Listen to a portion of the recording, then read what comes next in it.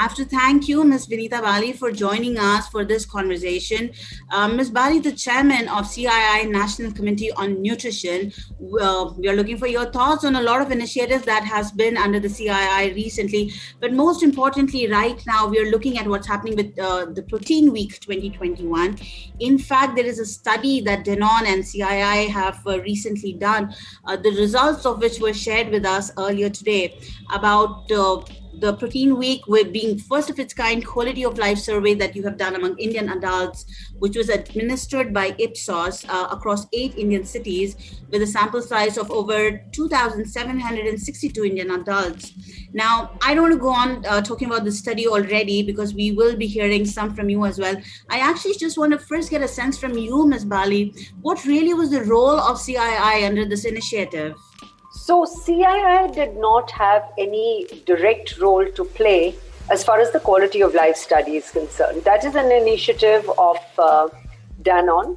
And, Danone, as you know, every year during the Protein Week, puts a spotlight on protein. Yes. Not that, other macronutrients and micronutrients are not important, but because this is the Protein Week, this week, protein gets the spotlight this week. So every year, they try and find out more and more. So this is a study that Danone had done, as you have the details and information of that across several cities. And I think what these studies do is they help us give a picture of, where people are and what they're thinking. Just take a very simple fact, Noor, that 46% of people, and these are our cities, believe that their quality of life is inadequate. And there are a number of factors in that, food and health and nutrition, but also other lifestyle factors play a role. That is significant because, we are also talking about the upper income and the upper middle income groups. So one can hypothesize, what quality of life really means to a large part of this country, which again, in the last 18 months has been impacted negatively as a result of COVID and all the COVID-related factors, whether it has been, loss of jobs, loss of income, going back to your place of origin, migrants, etc., etc. So I think it is an important thing to contextualize the bigger idea, which really has to do with nutrition and health and the role of food in determining nutrition, health, and well-being. Got it.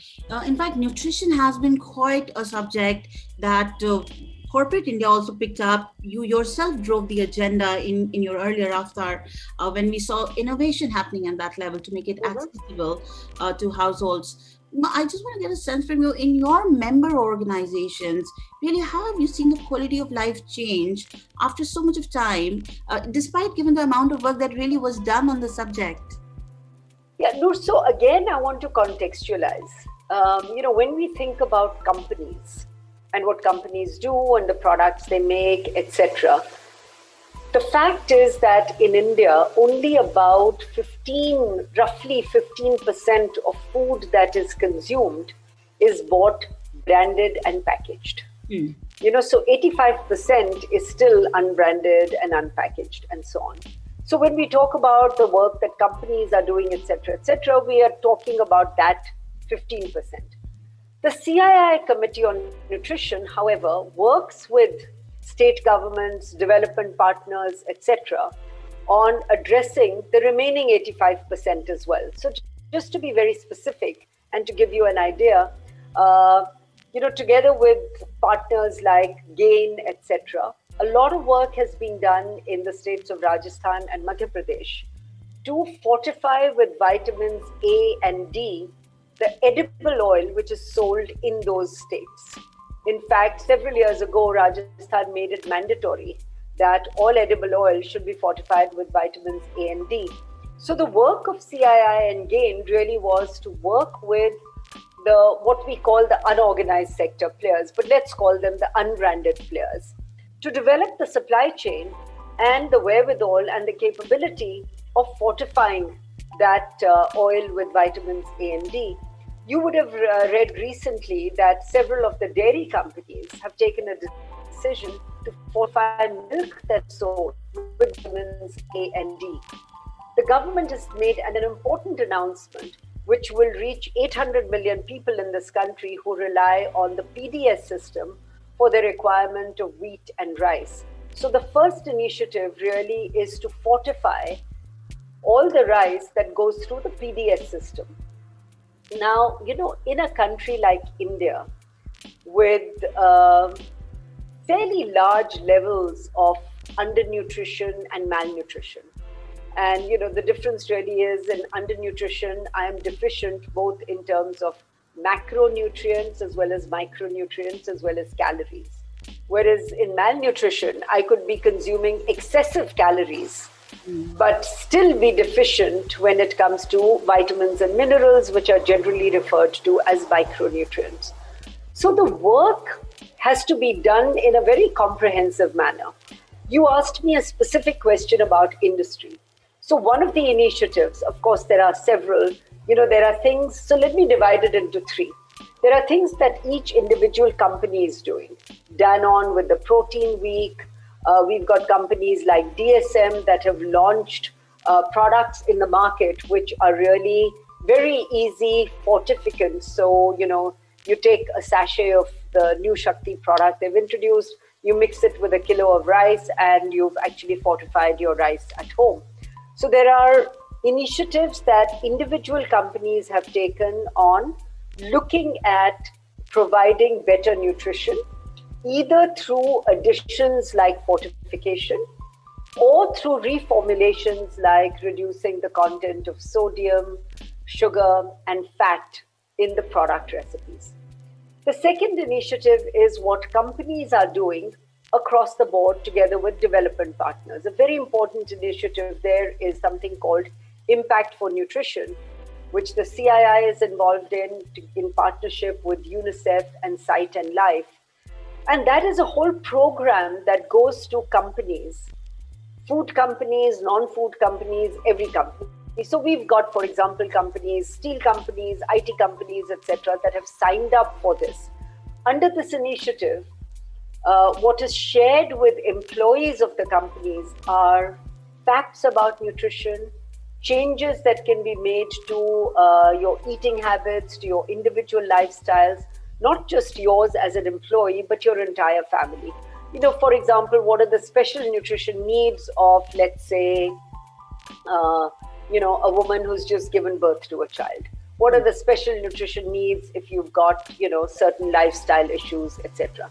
It's a very big initiative that takes right to the workplace, and it's under a program called Workplace Nutrition. So that is the second thing. The third is the work that companies are doing through public-private partnerships, as well as through their CSR budgets. So in CII, because CII works multi-sectorally, so we involve the development sector companies, whether it is the WFP, UNICEF, PATH, GAIN, Hexagon Nutrition, several of them. It's the food company, it is the suppliers, food companies, and it is state governments, as well as, very important, the regulator like FSSAI. Got it. Thank you so much. If I kind of had to, you've explained this in detail, actually, there's a lot of lessons over here that industry can understand on what they had to do.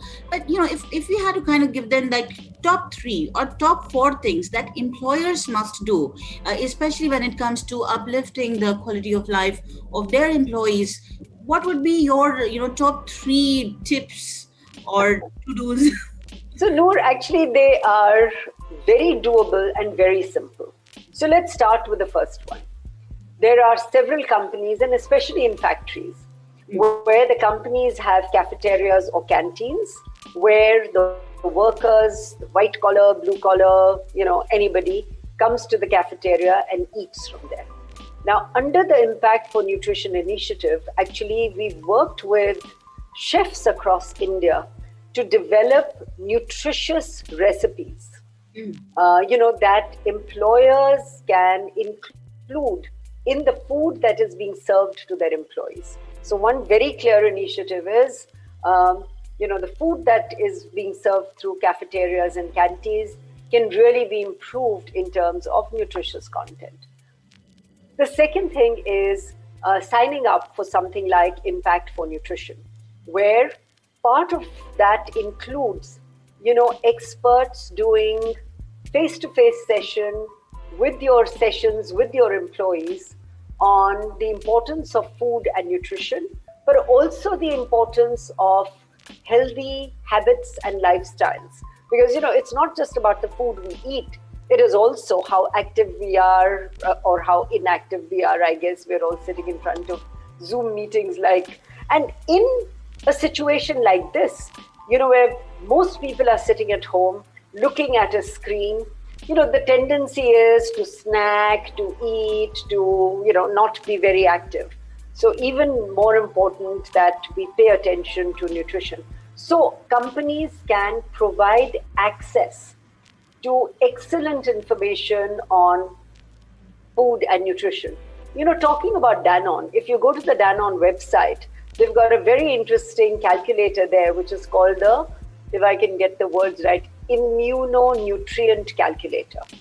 So if you put in there the food that you've eaten, it calculates for you whether you're getting the adequate requirement for your age and weight and life stage of the nutrients that are required. So the first was direct access to more nutritious meal plans that are served in companies.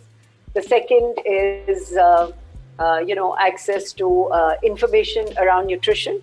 And the third, I think, is a very tangential thought. Every company looks at its employees and we say, here are your KRAs and this, that, and the other. I mean, what if we created some sort of incentive or reward or something where an employee took on a health and nutrition target and then reported against that target and said, you know what? Part of my remuneration is going to be a function of saying, I decided that I'm going to lose 5 kilos of weight. But it wasn't just about losing weight. It was also about improving my nutrition. And here is my immunonutrient calculator showed this in January of 2020. It is now January of 2022. And look at me, I'm more healthy than I was before. Why can't we also recognize and reward that behavior? I'm just glad that right now my boss is not listening into this conversation, and I'll find a way that this specific part doesn't reach him, because he'll be the first one to put this in place. And I know the people who will first come to the target of that. But you will meet the target, trust me, and you will feel so good. If it is connected to remuneration, I probably will. On that point, the pandemic, you did mention it when you were giving us your point number 2 specifically right now. But the pandemic had opened many, many problems right now for the large majority of people. How big is the challenge around nutrition during this point? It's a very, very huge challenge, Noor. So let me take it in parts, okay, with some very specific information. So take 120 million children in schools who used to get a hot meal, which is the midday meal that they were getting in schools. I've personally visited over the years something like 150 to 160 schools in all parts of India. And in very, very many instances, that is actually the only real hot meal that those children get because of the backgrounds that they come from. Now, schools have been closed for almost a year and a half. Those children cannot be reached with a hot midday meal. So some efforts have been made to create some, packets of nutrition, etc. But it is not the same. What worked for that midday meal was that for 5 or 6 days in a week, there was this regularity of food that was being given to those children. And at least they were not coming to school or learning on a hungry. Now, that entire system has been completely disrupted. Look at another part of nutrition. we have 1.4 million ICDS centers. And these 1.4 million ICDS centers also look at the nutrition needs of nursing and expecting women and 0 to 6 years of infants and children. They give take-home rations, etc. That entire framework has also been disrupted. I'm not saying, unlike the schools that are completely closed, at least the Anganwadi centers and the ICDS centers have been functioning in some form or manner, but not with the same regularity and frequency as they ought to be. Because it is those same ASHA workers that we are now taking away to say people have to be vaccinated. And, it's also exposed the fragility of our healthcare system and the inadequacy of the healthcare system, especially at ICDS, primary healthcare, to deal with the regular issues that we are dealing with, but also with the pandemic.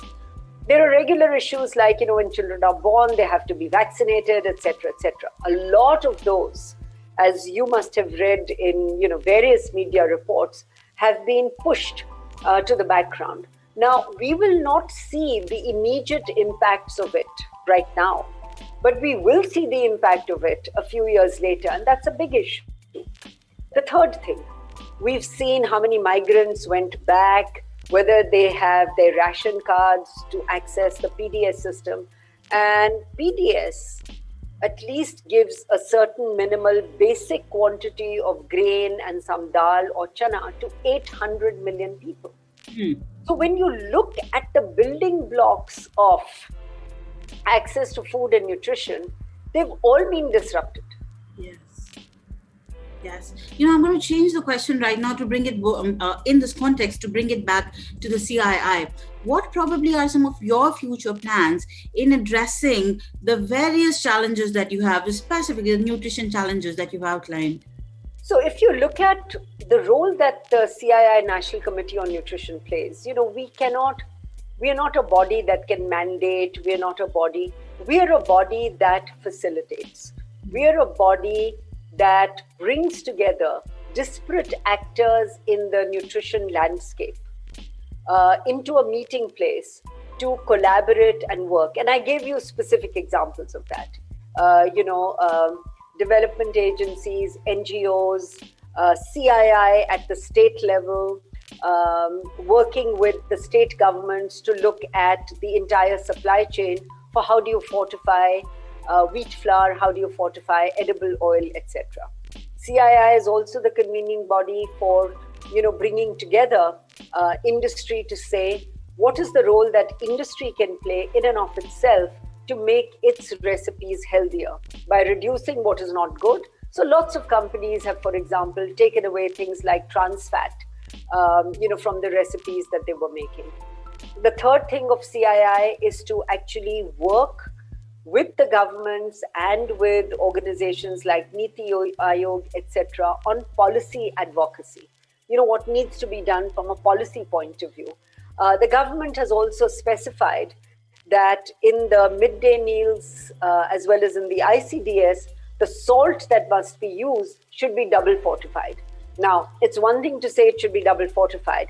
Then we have to work with industry to say, is there a supply chain that can make double fortified salt available? Because, double fortified salt is not available. How do I include it in my recipe? So there are so many building blocks and so many issues with respect to creating the capability, creating the capacity, and creating the links and connections for these things to work in a coordinated fashion for that last mile impact to be felt by the recipients.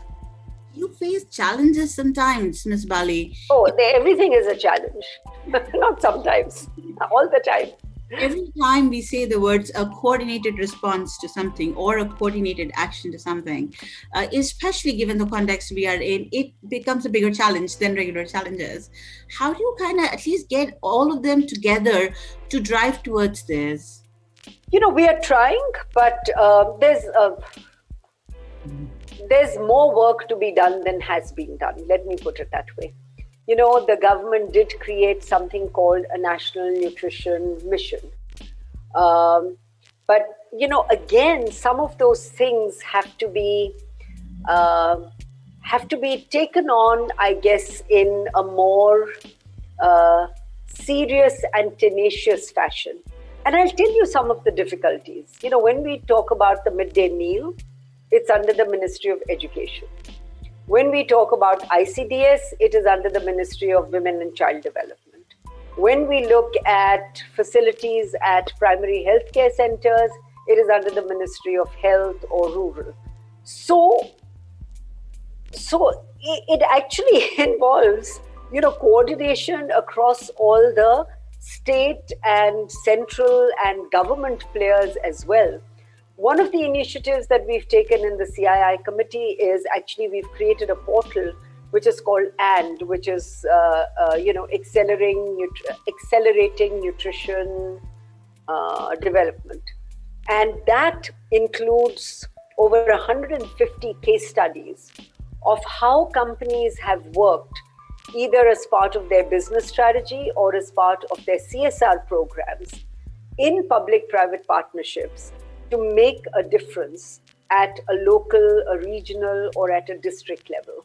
So, at best, what CII can do is to be the repository for connecting and ensuring that the players in turn coordinate, for being a convening body in some cases, you know, when we work at the state level, for institutionalizing knowledge, which we've tried to do through this portal, and hopefully assuming that individuals like you and me and others that we interact with and influence will take a greater interest in their own personal nutrition, health, and lifestyle parameters. All right, quite a bit that's happening over there. You know, we're reaching the last leg of this conversation with you. I want to bring our attention back to the survey itself, which has happened in this week, the 5th edition of the Protein Week. In the survey, one of the things that kind of stood out was that only 9% of the respondents had fulfilled the daily requirement of protein. And this similar concern was also observed for other micronutrients. I want to understand, as an industry body, are you planning to take the findings of this survey to the government? Well, you know, this is a survey that was done by a private sector player. The government has... it may not have this survey, but the government has very exhaustive information through the National Family Health Surveys, which are not just in urban India, but also in rural India. So I think the nature and the magnitude of the challenge is known. And what is also known is that perhaps the nature and magnitude has been exacerbated because of COVID and COVID-related issues. So I think the bigger thing is, what is the concerted effort? You take this on one side. From a government point of view, India is a signatory to the Sustainable Development Goals, and we've got some goals which have to be accomplished by 2030. As of now, we are one of the few countries that is on track not to meet our SDG goals. Now, if we are serious about making commitment and meeting those SDG goals, then there have to be many more interventions.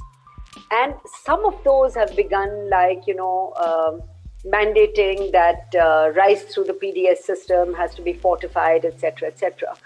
But it cannot be a series of one-off actions. It has to be a series of concerted actions. And we've got the structures in place. That is the beauty. We've got the structure in place. We've got a midday meal scheme structure.